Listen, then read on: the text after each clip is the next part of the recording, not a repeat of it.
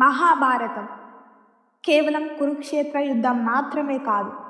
ఈ కథ మొదలైంది ఒక అరణ్య వాగ్దానంతో. ఒక నదీ తీరాన మొదలైన మహాప్రస్థానం అంధుడైన రాజు మరియు పాలిపోయిన రాజు వారి పాలనతోనే మొదలైంది. 9 కుమారులు, 5 వీరులు, వారికి దొరికిన ఒకే ఒక్క భార్య ద్రౌపది. జూదం అనే ఆయుధం వల్ల ఓడిపోయిన ధర్మం కోసం అధర్మం కోసం జరిగిన 18 రోజుల యుద్ధం మాత్రమే కాదు.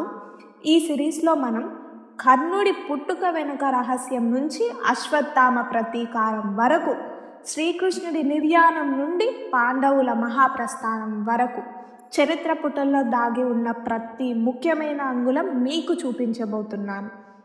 ఈ ప్రయాణంలో మొదటి కథ, పాండురాజుకి అతని తల్లి ద్వారా వ్యాసుడు సంతానాన్ని ఎలా ఇచ్చాడు, అసలు ఆ నియోగ పద్ధతి వెనుక ఉన్న కథ ఏమిటి తెలుసుకోవాలంటే నా తదుపరి వీడియో కోసం వెయిట్ చేయండి. Until then please like, share and subscribe to my channel Ravikavya తరంగం. Thank you.